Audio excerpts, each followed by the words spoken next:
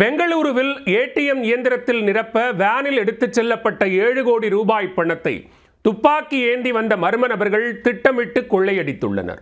RBI அதிகாரிகள் என கூறி ஆவணங்களை சரிபார்க்க வேண்டும் என்று நேக்காக அரங்கேற்றப்பட்ட மெகா கொள்ளையின் திடுக்கிடும் பின்னணி என்ன?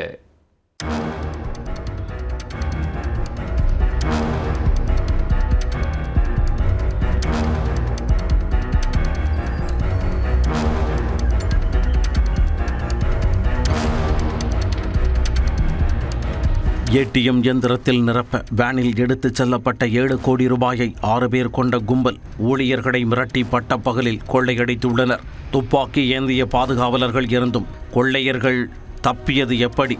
சம்பவம் நடந்து 1 மணி நேரமாக போலீசாருக்கு போன் செய்யாதது ஏன்? 7 கோடி ரூபாய் கொள்ளையும் அலறவிட்ட கொள்ளையர்களும் நடந்தது என்ன?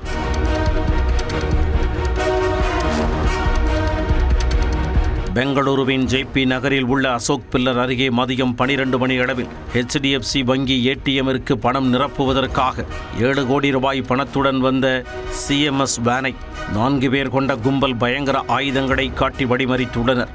RBI அதிகாரிகள் போல் நடித்து CMS வேனில் இருந்து துப்பாக்கி ஏந்திய பாதுகாவலர்கள், பணம் நிரப்பும் ஊழியர்கள் மற்றும் டிரைவர் என 4 பேரையும் வேனுடன் கடத்தி உள்ளனர்.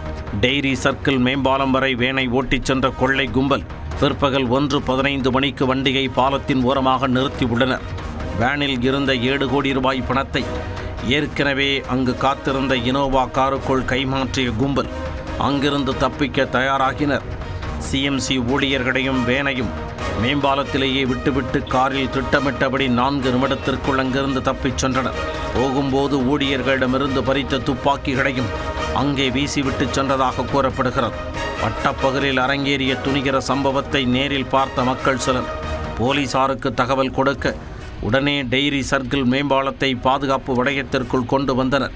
வங்கியில் இருந்து பணம் வெளியே வரும் நேரம், வேன் புறப்படும் நேரம் என ஒவ்வொரு அசைவுகளையும் துல்லியமாக முன்கூட்டியே நோட்டமிட்டு பக்காவாக பிளான் செய்து இந்திய அரசு என ஸ்டிக்கர் ஒட்டப்பட்ட காரில் திட்டமிட்டு நேக்காக கொள்ளையடித்துள்ளனர். கொள்ளையர்கள் வேனை வழிமறித்து மிரட்டியது முதல் 7 கோடி ரூபாயை கொள்ளையடித்து தப்பிக்கும் வரை கிட்டத்தட்ட 1 மணி நேரமாக இக்கொள்ளை சம்பவம் நீடித்துள்ளது. ஆனால் CMC ஊழியர்கள் அதுவரை போலீசாருக்கு தகவல் கொடுக்கவே இல்லை. மேலும் 2 துப்பாக்கிகள் இருந்தும் அவர்கள் கொள்ளையர்களை சுடவில்லை. மாறாக கொள்ளையர்களிடம் துப்பாக்கிகளை கொடுத்து சரணடைந்ததாக கூறியுள்ளனர். இவையெல்லாம் CMC வேன் ஊழியர்கள் மீது போலீசாருக்கு சந்தேகத்தை கூட்டியுள்ளது. இதனால் ஏடிஎம் இயந்திரத்தில் பணம் நிரப்பும் ஊழியர் மற்றும் அவருடன் சென்ற பாதுகாப்பு ஊழியர்கள் என 4 பேரையும் காவல்துறையினர் விசாரணை வளையத்திற்குள் கொண்டு வந்துள்ளனர். கொள்ளையர்களின் காரை டிராக் செய்து பல்வேறு CCTV காட்சிகளை கைப்பற்றி மாநிலம் முழுக்க அலர்ட் விடுக்கப்பட்டது. விரைவில் கொள்ளையர்களை பிடித்து 7 கோடியையும் மீட்போம் என பெங்களூரு போலீசார் தெரிவித்துள்ளனர்.